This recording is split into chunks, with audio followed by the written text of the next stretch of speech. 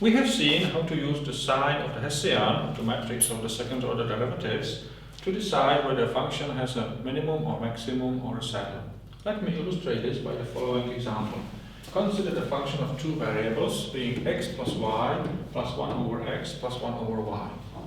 Well, we have some conditions. X must be different from 0 and y must be different from 0. Then we compute the first order derivatives. Derivative with respect to x will be 1 plus 0 minus 1 over x squared plus 0. And the derivative with respect to y will be 0 plus 1 plus 0 minus 1 over y squared.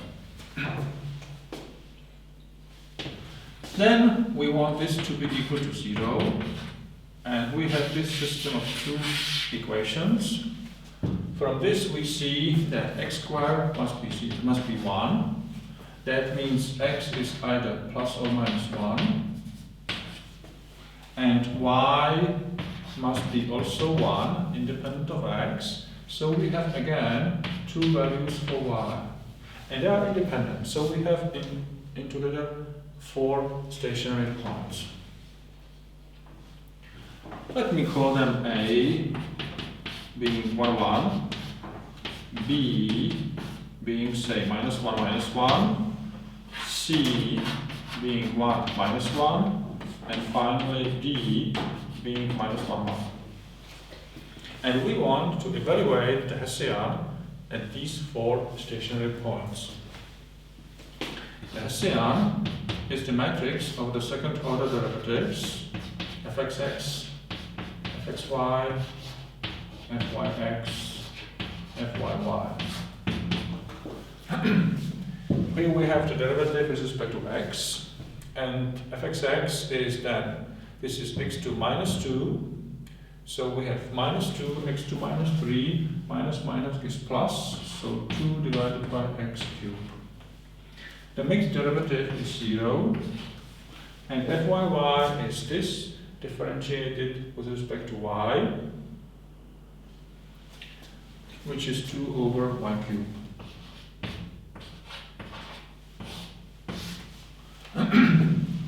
So we see that at h, the Hessian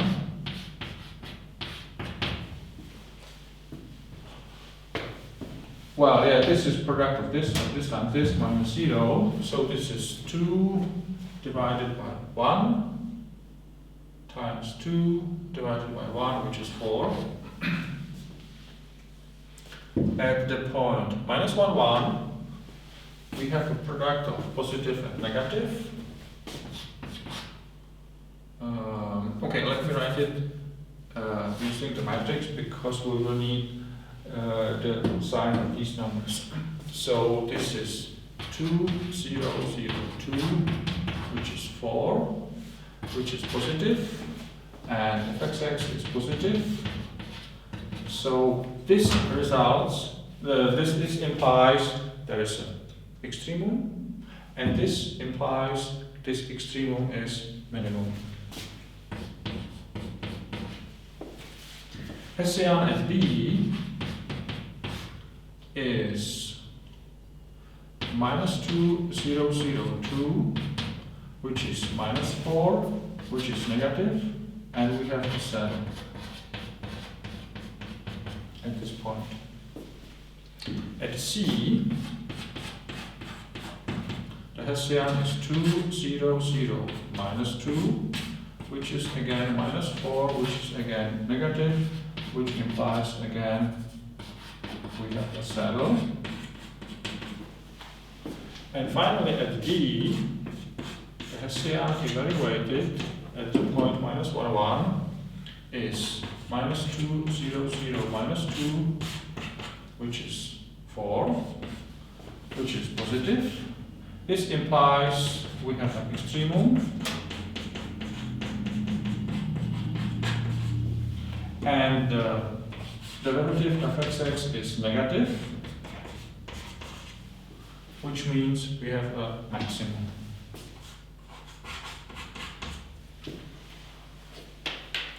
Well, it's a good idea, it's a good habit to evaluate the function. So the minimum at the point 1, 1 is 1 plus 1 plus 1 plus 1, which is 4. And the maximum at the point,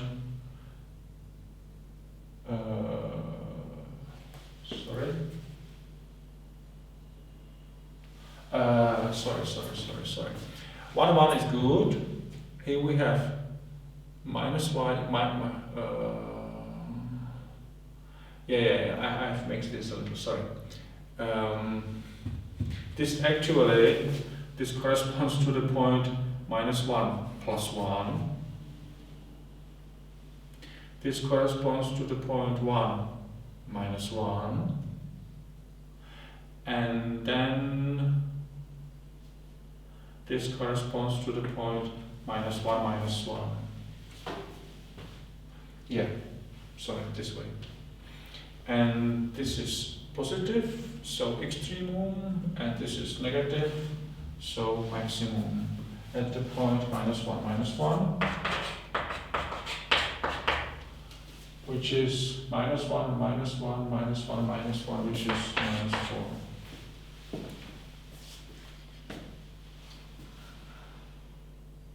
Well, you may be a little surprised that the minimum is 4, which is more, which is greater than the maximum at minus 4.